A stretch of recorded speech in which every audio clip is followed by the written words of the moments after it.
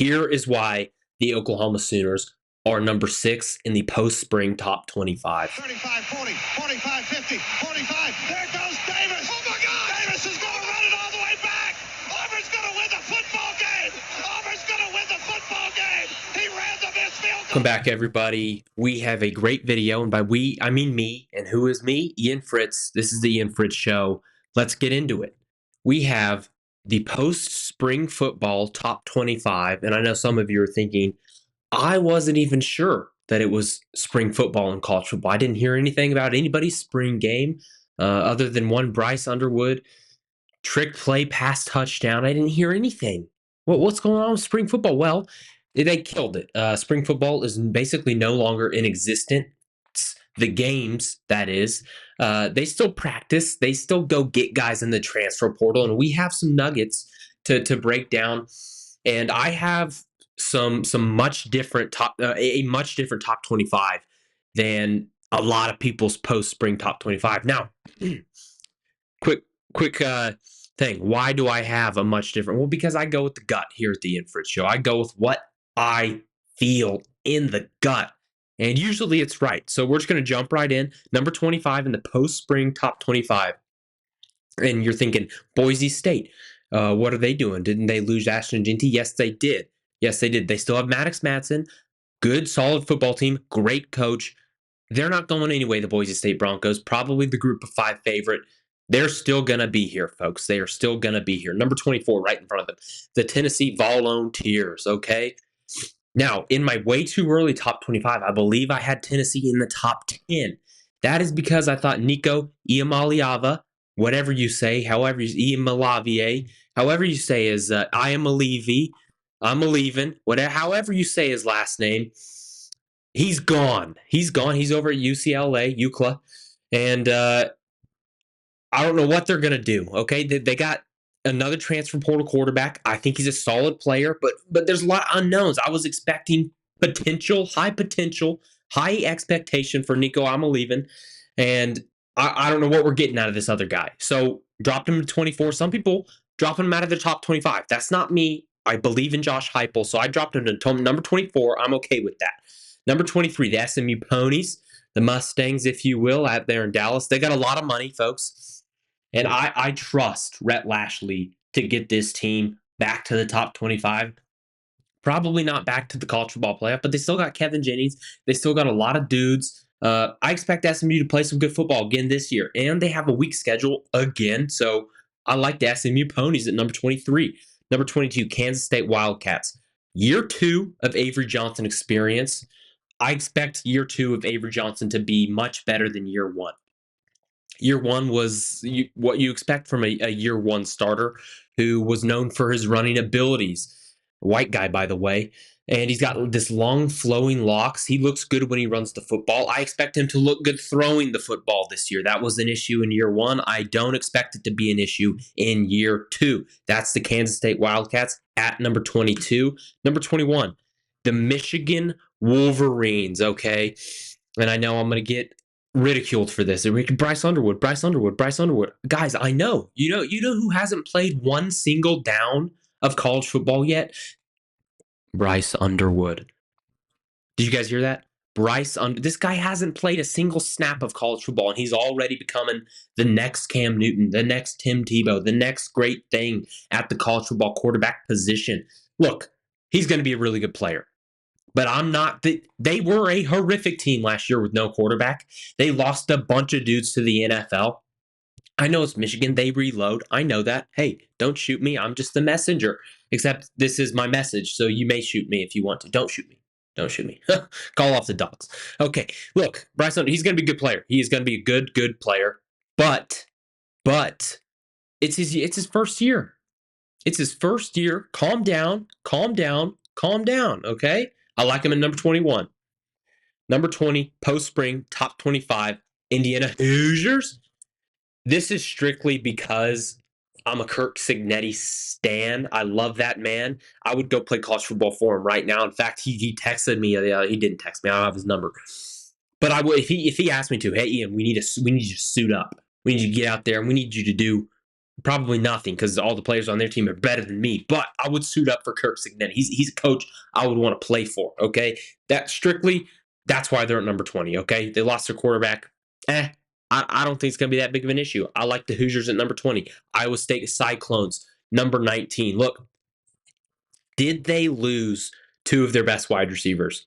Yes, they did. And Jaden Higgins and Jalen Knoll, to the Houston Texans, actually, in the NFL. They drafted both of the Iowa State wide receivers. I love that. Just go get two studs, do different things, help CJ Stroud out. Enough of that. Iowa State, Rocco Becht, year 3, a junior, year 3. Gonna have a dark horse for the Heisman, I might say. Okay, you heard it here first. What day is it? May 5th? May 5th, Cinco de Mayo.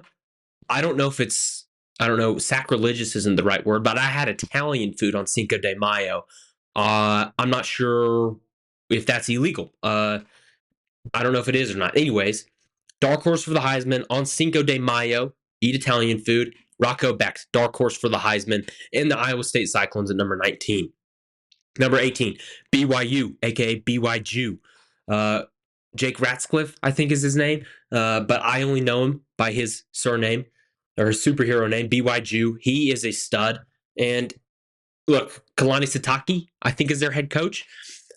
Forgive me if I get that name wrong, Sitake, Kalani, whatever you go by, head coach. BYU, look, they shocked everybody last year with how good they were playing. This could be one where they're completely on the radar. You know, a radar goes beep, beep when you see something on the radar. They're on everyone's radar this year, okay? And that could make me think, well, they're on everyone's radar. They weren't on anybody's radar last year. That means they're going to do nothing this year. So they could be a situation here. Watch out for the BYUs.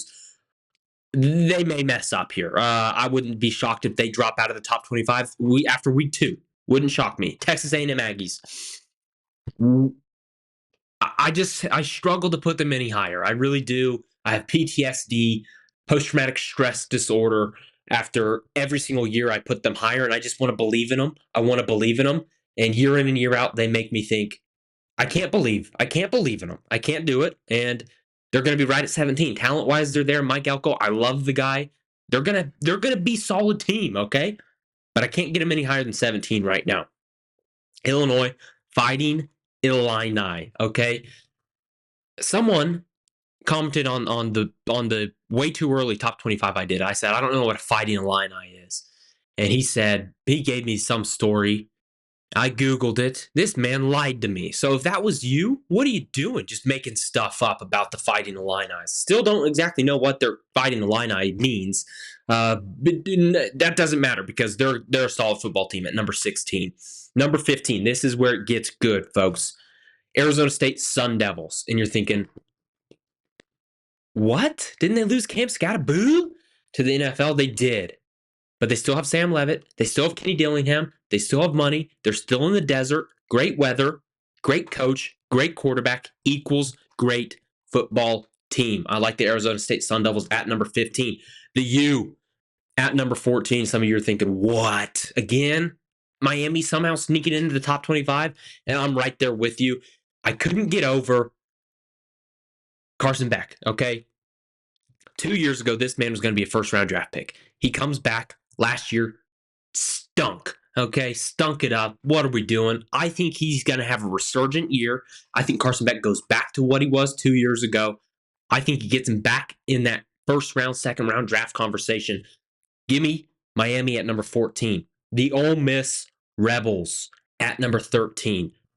They may be better than they were last year, even though they lost a bunch. That's a lie. They're not going to be better than they were last year. But I like them at number 13. Talented team. Lane Kiffin knows what he's doing with the quarterback. And that quarterback may be better than Jackson Dart, who went in the first round of the NFL draft. Just saying. Dark horse for the Heisman. We're doing 2 dark horse Heismans already, and we're 13 picks in here. Alabama Crimson Tide, number 12. Not much to say other than that at this time last year, I was touting Kalen DeBoer as the greatest head coach of all time. And honestly, winning whatever they did, 9 games, 8 games, whatever, with Jalen Milroe at the helm. I love Jalen Milroe. Athletic nightmare.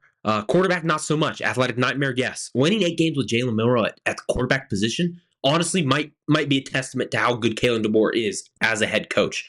With a real quarterback, Watch out for the Crimson Tide this year, folks. At number 11, the Florida Gators. Okay, this is strictly a DJ Lagway. Look, there are too many dark horses for the Heisman. He's not a dark horse. He is squarely in the conversation for the Heisman.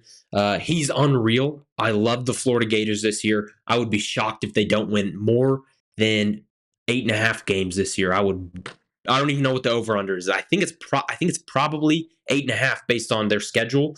It may even be 7.5. But I got them winning 9 games this year. Top 10. This is where I may catch some stray bullets, and not even strays. They may be targeted straight at me for what I'm about to do here in this top 10, specifically a couple picks from now, a couple places from now. Notre Dame Fighting Irish. Not much to say. Marcus Freeman, great ball coach. They always have talent. It's number one on my college football stadium list to go to. Notre Dame, if you're listening, let's get me out there for a game this year. Fighting Irish. At number 10, number 9, Georgia Bulldogs. I'm worried. Hand up. I'm worried about the quarterback situation. What have they got? Puglisi. They got Gunnar Stockton out there. Based on what I saw from those guys, I'm worried about the quarterback position for the Georgia Bulldogs. However, what I'm not worried about is the head coach position for the Georgia Bulldogs. They're set. So they're a top 10 football team, and the defense is good. They're top 10 football team. The Oregon Ducks. Again, I'm worried about the quarterback position if I'm an Oregon Duck fan. Okay, you're thinking Dante Moore, right? That's who we got at the helm. He's going to be fine. This is who, whatever our head coach, Dan Lanning wanted him in here anyways. He went to UCLA, got a year of ball playing experience, sat behind Dylan Gabriel, got to learn. We're going to be in great hands with Dante Moore. Look, I don't know if you are, but you have so much money there that it may not matter. It may not matter. South Carolina Gamecocks. This is a team that may shock the world. And you're thinking, why they're at 7? Shock the world? These next 2 teams may shock the world. The next one more so than the South Carolina Gamecocks here, folks.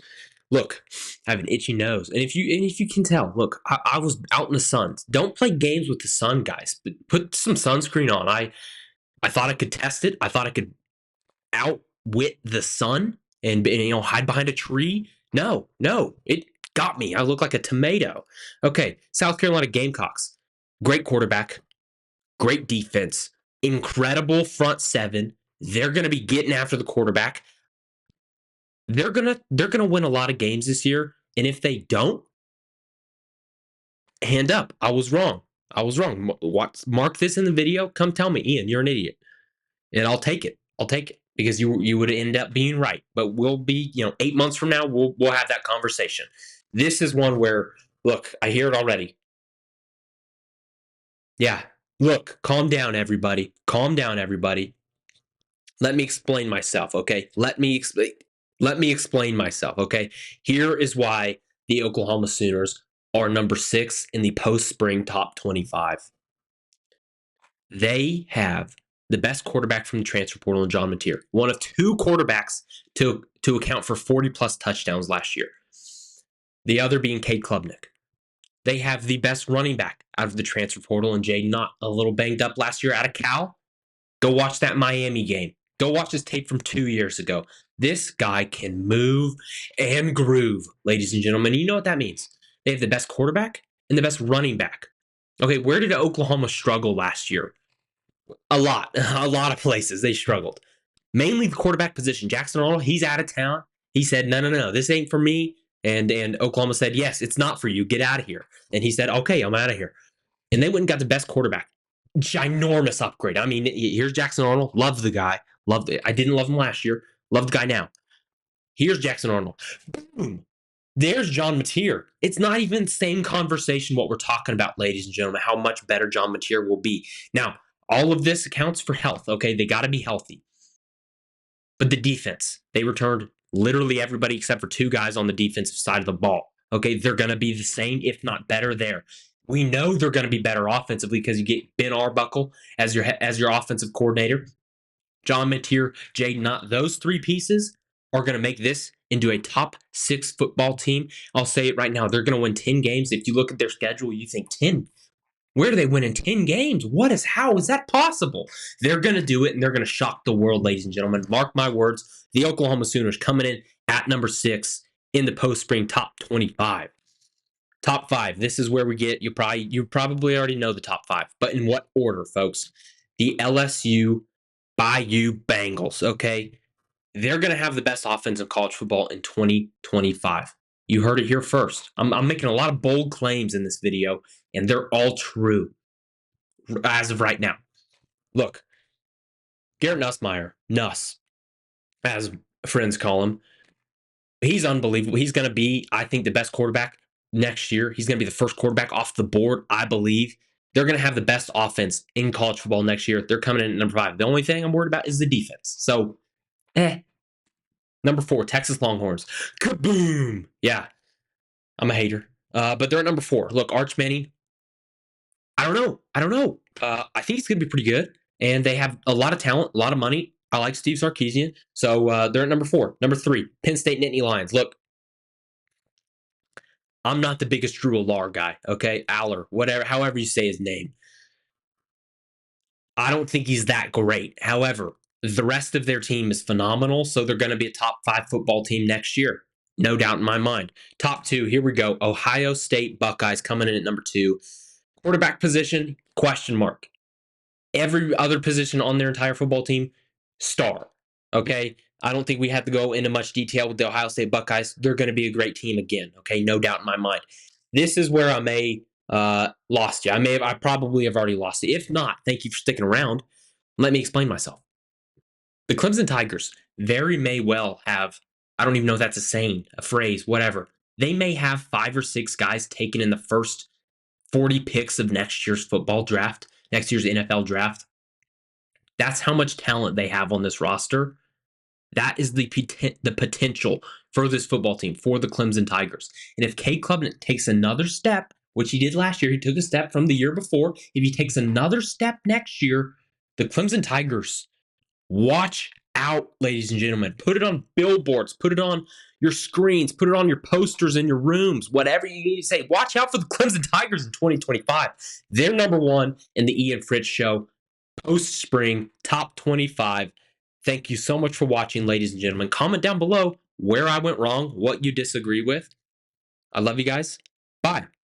Whoa, he has trouble with the snap, and the ball is free. It's picked up by Michigan State's Jalen Watts Jackson, and he scores on the last play of the game. 45, 40, 45, 50, 45. There goes Davis.